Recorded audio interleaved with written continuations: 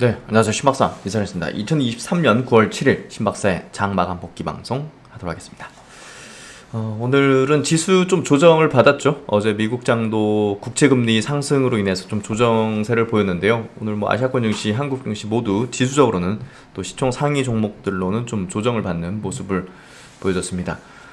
그럼에도 불구하고 최근에 로봇, 또 자율주행, 또 AI 섹터 이런 영역의 이제 종목들은 조금 이제 가볍죠. 예, 이제 지수랑 조금 연계되지 않은 종목들이 많기 때문에 따로 움직이는, 역시나 이제 오늘도 신고가 흐름을 내는 그런 주도주 중심의 강세장 계속 이어졌습니다. 오늘 시장 정리해보면서 이제 필승의 전략 계속 모색해보고, 또 이제 오늘 LG노텍 같은 경우 좀 주가 급락이 있었는데요. 그런 것들도 한번 체크해보면서 우리가 이제 향후에 또 기회를 모색할 수 있는 그런 종목군들도 한번 좀 체크해보는 그런 시간 같이 가져보도록 하겠습니다. 지수 마감해보죠. 오늘 코스피 지수 0.59% 약세, 코스닥도 1.2% 약세. 이제 지수적으로는 좀 조정 성격이 좀 짙었는데요. 하락 종목 수가 좀 많은 편이었죠. 코스피 쪽에서 한 700 종목이 하락했습니다. 상승 종목이 한 180 종목. 또 코스닥이 상승 종목이 380 종목에 하락 종목이 한 1100 종목으로 한 3배 가까이 많았던, 거래대금은 이제 코스닥 쪽에서 14조가 터졌으니까요. 적지 않게 터졌다고 볼 수 있을 것 같고요. 활발하게 지금 거래 종목 장세가 좀 펼쳐지고 있다는 측면으로 좀 해석하면 맞을 것 같아요.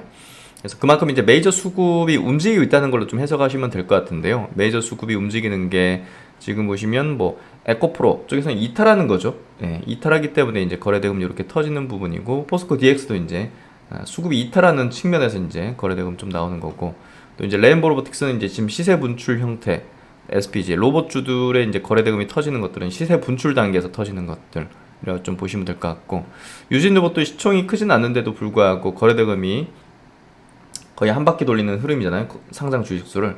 그만큼 이제 이쪽 로봇 쪽에 이제 자금이 쏠려 있고, 루닉 같은 기업, AI 기업으로도 이제 자금이 쏠려 있는 모습들입니다. 그래서 2차전지 주요 이제 주도주 쪽에서는 이제 자금이 이탈하고 있고, 포스코 뷰챔, 에코프로 BM 이런 것들은 좀 빠져나가고 있고, 이제 로봇 자율주행, 뭐 AI 이쪽으로 이제 수급이 붙는 그런 형태가 계속 반복되면서 거래대금도 상대적으로 나오는 이런 어떤 14조의 코스닥의 거래대금은 적진 않죠. 이런 거래대금이 나왔다 보시면 될 것 같습니다. 오늘 수급 구도는 큰 변동은 없는데요. 코스피 쪽에서 기관이 한 2,700억 팔았고, 코스닥에서는 외국이 한 1,300억 정도 팔았습니다. 그 정도 수준, 뭐 큰 변동은 없고, 고객예수금 51조, 신용융자잔고 20조 수준.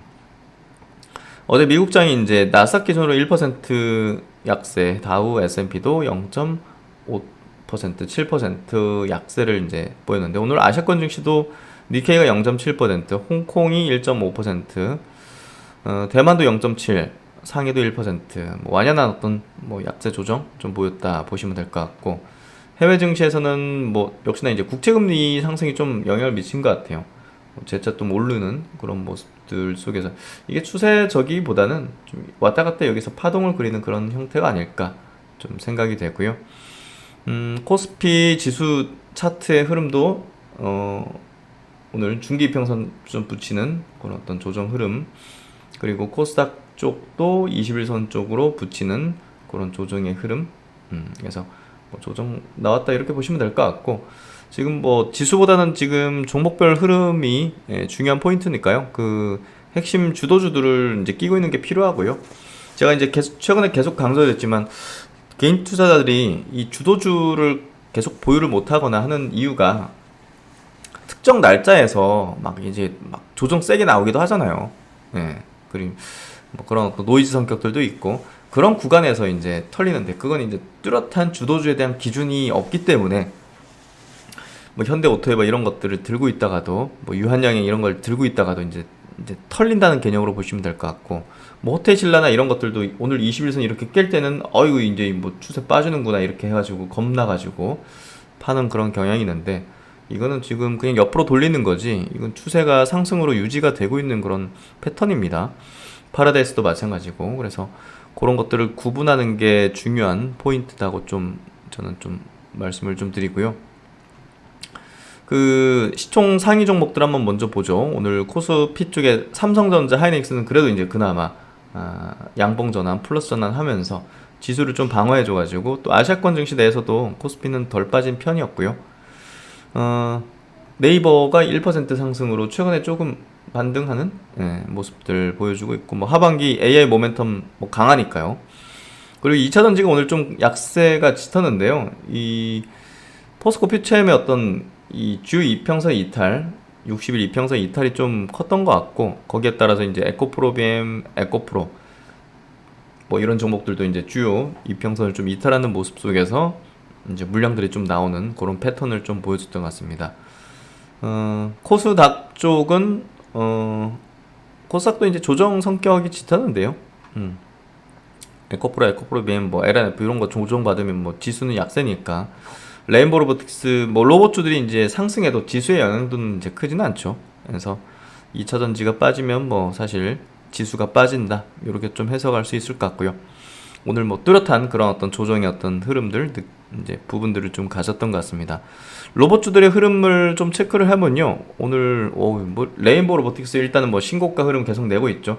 우리가 이 신고가를 내는 어떤 지점들 있잖아요. 근데 여기서 이제 반락시켜가지고 이제 많은 투자들이 이제 물량 털리는 그런 모습들을 보일 수밖에 없었던 거고, 여기서는 완연하게 이제 시세가 분출 단계로 넘어간다고 좀 해석하는 게 맞고, 결국 이제 이런 데서는 개인들이 이제 주로 일반 개인들이 좀 많이 파는데요. 이거는 오히려 더 사야 되는 지점이에요, 사실. 신고가를 내는 어떤 지점, 그 신고가를 이제 종가 기준으로도 이제 마감시키면서 이제 추세 이제 상승을 이제 강하게 만드는 그런 지점에서 이제 더 사들이는 지점이죠. SPG도 최근에 이제 신고가 흐름을 내고 오늘도 이제 시세 분출의 어떤 흐름들을 좀 이어가는 그런 패턴들을 보여줬고, 유진노브도 마찬가지예요. 유진노브도 이 조정 구간 동안들은 이 종목이 이렇게 될지 뭐 어렵죠. 지금 여기 대비해서도 3배의 이제 상승을 했습니다. 그만큼 명분이 있는 또 이제 성장 섹터의 주요 종목들은 이런 어떤 조정기 흐름을 보일 때 우리가 이제 관심을 좀 많이 기울일 필요가 있을 것 같고요. 아직도 이제 자율주행이라든지 뭐 로봇 섹터 내에서 또 이제 바이오 섹터 내에서 이런 단계를 거치고 있는 종목들이 상당히 있습니다. 그렇기 때문에 그런 종목들을 여전히 기회로서 이제 보는 게 필요할 것 같고요. 지금 이제 물 들어왔다 이렇게 좀 표현하면 될 것 같은데, 그런 구간에서 뭐 아지넥스텍 이런 기업들도 굉장히 오랜 기간 조정을 받았거든요. 이렇게. 하지만 이런 기업도 이제 계속 커버드리면서 결국 이제 시세를 또 이렇게 분출하는 이런 단계로 넘어가는 걸 볼 수 있고, RS 오토메이션도 굉장히 오랜 기간 이제 커버를 들었는데 시세는 별로 안 좋았단 말이에요. 하지만 이런 것들이 이제 시세 분출 형태로 나타나는 이런 것들을 보다 더 이제 확신과 이제 끊임없는 학습, 그런 것들이 좀 필요한 영역이 이제 주식이라는 또 분야가 아닐까라는 생각이 듭니다. 뭐 V현택 같은 기업도 이제 신고가 흐름 내면서 시세를 좀 각도를 세우는 그런 패턴을 만들고 있죠. 그래서 로봇 섹터의 흐름은 지금 시장의 수급을 쫙 이제 흡수하면서 주도 섹터로서의 어떤 움직임을 확실히 보여주고 있습니다. 현대 오토에버도 이제 시세 분출을 계속 내고 있죠. 하지만 뭐 아직 고점에 대한 인식 이런 것들은 뭐 전혀 없는 상황이고, 또 이 기업은 또 중장기적으로도 투자 유망한 그런 기업이기 때문에 좋은 모습들로 이제 이어가는 것 같습니다. 넥스트칩이라든지 뭐 텔레칩스 같은 기업들도 또 상승 추세를 유지하는 그런 자율주행 섹터의 이제 종목들을 또 우리가 확인해 볼 수 있는 것 같고요. 반면에 이제 LG노텍 같은 기업이 이제 여기서 계속 바닥 따지기 막 이렇게 움직이죠. 최근에 이제 수급 구도가 뭐 기관들이 좀 많이 파는 좀 경향을 보이는데요. 결국 이제 지금 자율주행 뭐 신고가 내는 종목들, 또 이제 로봇 섹터에서 신고가 내는 종목들, 이런 종목들인 다 이 구간 이런 구간들을 거쳤단 말이에요. 과거에는 이랬는데 지금은 신고가 내고 있잖아요. 그러니까 이제 결국 이제 차트만으로 분석해서도 안 되는 거고요.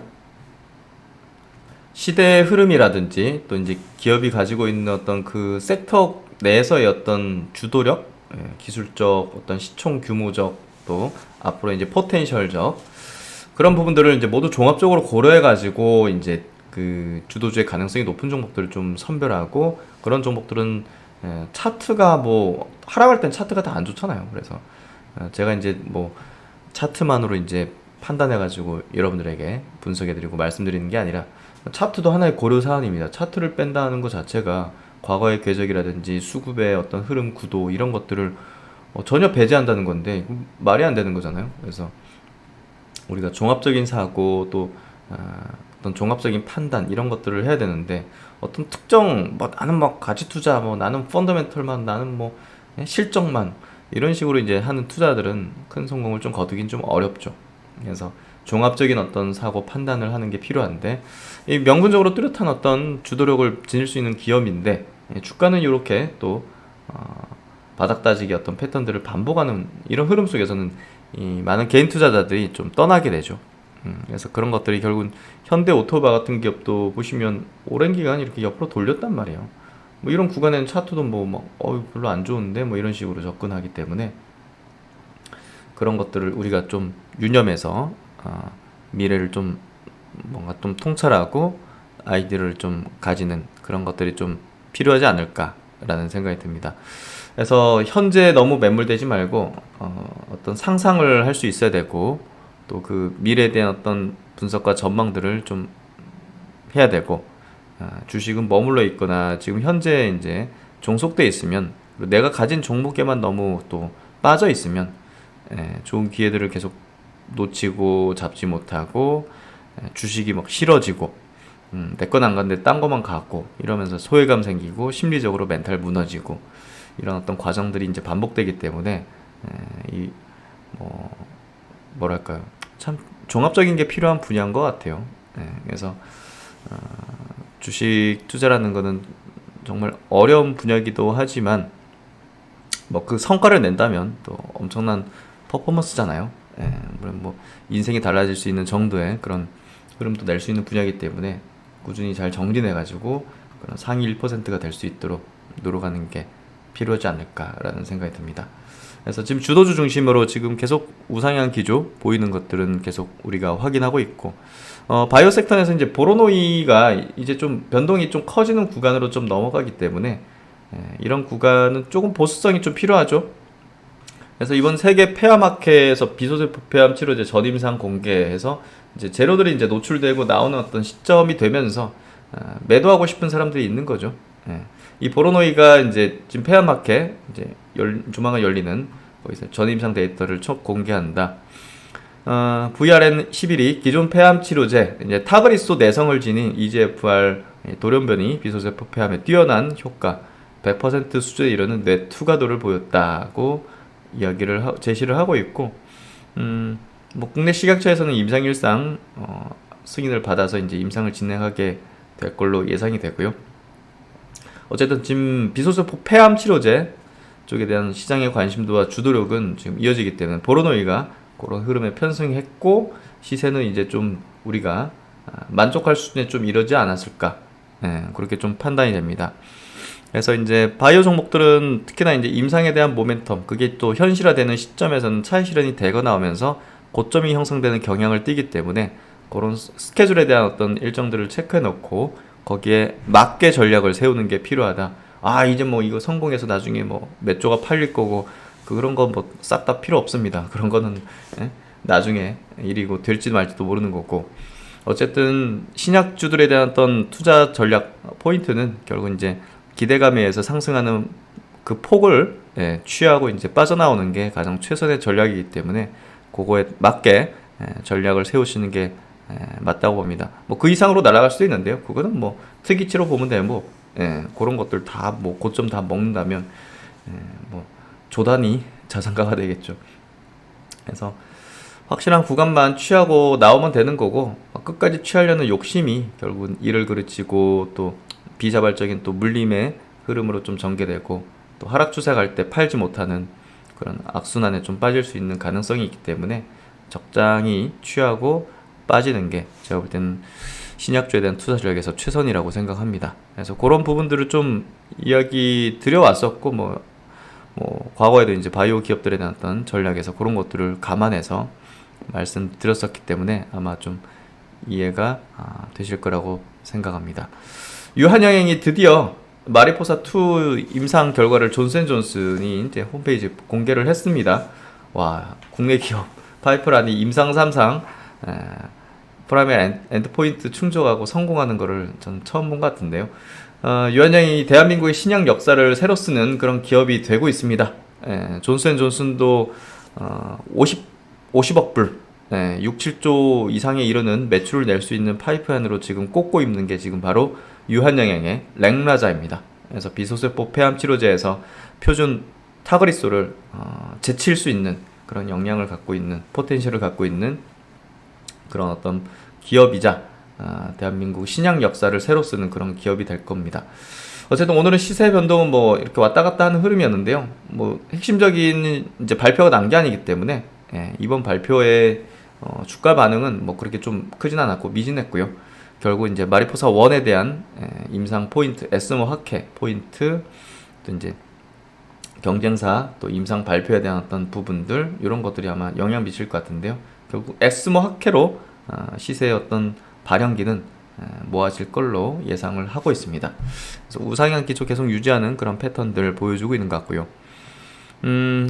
오늘 반도체 기업들은 뭐 조정 성격인데 뭐 해성DS 이런 거 다시 또 신고가 위치로 올려 세우는 모습들을 좀 보여주고 있고, 또 테스 같은 기업은 5% 상승으로 장기평 뚫기 위한 모습들을 이어가고 있습니다. 유진테크도 최근에 장기평 뚫고 올라왔죠. 그래서 반도체는 계단식 상승의 흐름을 뭐 뚜렷하게 내고 있기 때문에 뭐 계속적으로 말씀드린 어떤 반도체 업종에 대한 투자 전략은 뭐 바이앤홀드 전략 뭐 유지하는 그런 패턴이 가장 최선이지 않겠는가라고 좀 생각을 하고 있고요. 오늘 2차 전지는 뭐 아까 말씀드린 대로 이제 좀 주요 이평선 좀 깨는 그런 조정 성격의 흐름들을 뭐 좀 보여줬던 것 같습니다. 알테오젠이라든지 레오켄바이오 같은 또 유망한 바이오 기업들도 이제 바닥권에 대한 탈출이 좀 명확히 전개되는 것 같고요. 최근에 이제 바이오 섹터 내에서 좀 특징점은 그 시총 상위인 뭐 삼성바이오, 셀트리온, 헬스케어라든지 큰 덩치의 이제 기업들은 좀 조정 성격, 옆으로 기는 성격을 계속 이어가고 있어요. 그래서 조금 더 중형 수단의 기업들이 시세를 좀 내는 그런 시세 구간이다. 한올바이오 파마 같은 기업도 이제 시총이 1조 1000억 정도 되는데요. 우상향 기조를 계속 좀 이어가는 그런 패턴을 보여주고 있습니다. 오늘은 좀 시장이 전체적으로 조금 조정이었어요. 그래서 조정 성격이다 보니까 그렇게 뭐 강력한 뭐 시세 분출보다는 뭐 로봇 섹터가 이제 굉장히 좀 센 움직임을 보였고, 나머지는 좀 잔잔한 그런 흐름이었던 것 같습니다. 그래서 오늘 시장은 뭐 그렇게 특정 섹터 이제 중심으로 좀 움직였다. 이렇게 좀 체크를 하시면 될 것 같고요.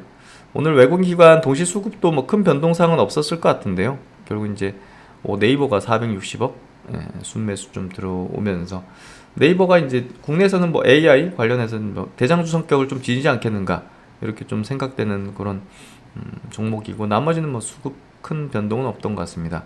코스닥 쪽, 에코프로 쪽으로 이제 수급은 저가 수급 좀 들어온 것 같아요. LOT 베큐um, 뭐 STI, 반도체 관련주들 좀 들어온 것 같고, TSE, 셀트론 헬스케어, 셀트론 제약도 이제 여기서는 좀 저가면서 들어올 수 있는 구간 아닐까라는 생각이 좀 듭니다. 넥스팀, 반도체 기업이 좀 많은 편이고요. 하나기술은 2차전지 장비 사고, 2차전지 회사 또 나노신소재, 성화이텍도 이제 뭐 2차전지 이렇게 좀 보면 될 것 같고, 텔레칩스 같은 기업, 뭐 자율주행 관련된 기업 계속 좋은 모습 띄고 있고, 2차전지 또 장비사들 뭐 꾸준하게 수급 들어오는 거 볼 수 있는데, 코인테크도 오늘 뭐 5일선 조정 정도 보이면서 상승 추세는 계속 이어가는 패턴입니다. 2차전지 섹터 내에서는 지금 장비 섹터가 가장 시세적인 발현이 좋기 때문에 메이저들은 그쪽으로 자금을 로테이션 돌리는 그런 모습을 계속 보이고 있다. 이런 커버리지는 계속 제가 의견을 드리고 있습니다.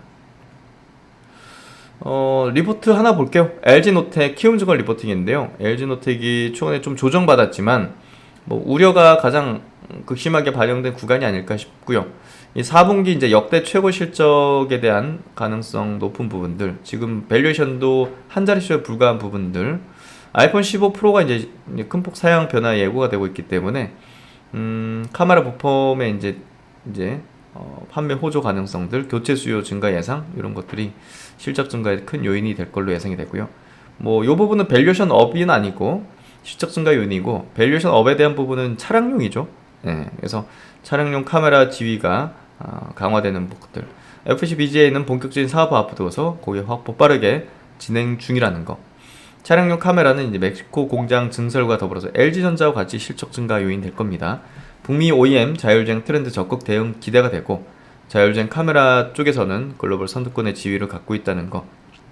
그래서 이런 부분들이 LG노텍에 대한 하반기로 갈수록 또 밸류에이션 업에 대한 기대를 갖게 만들 것이고, 또 XR 모멘텀들이 이제 크게 작용할 수 있기 때문에 그런 부분에서도 애플의 XR 기기 출시와 LG노텍의 이제 실적 증가, 뭐 밸류에이션 업에 대한 요인들, 이런 것들을 따진다면 지금 주가 급락은 상당히 기회가 아닐까라는 생각이 듭니다.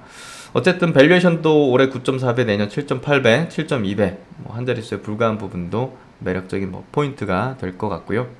그래서 이제 지금 시장은 뭐 로봇 자율주행, AI가 지배하는 그런 시장 흐름이 되고 있고요.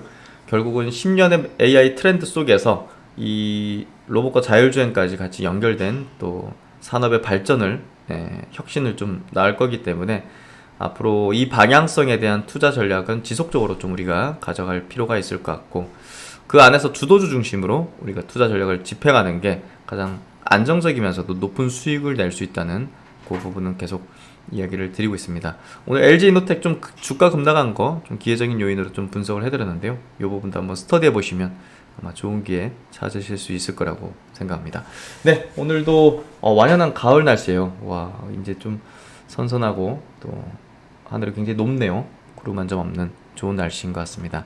다들 희망찬 저녁 시간, 또 주식시장에서 어떤 희망 계속 누릴 수 있는 동행 계속 이어가겠습니다. 편안한 저녁 시간 되시고요. 신박사도 다음 시간에 뵙도록 하겠습니다. 감사합니다.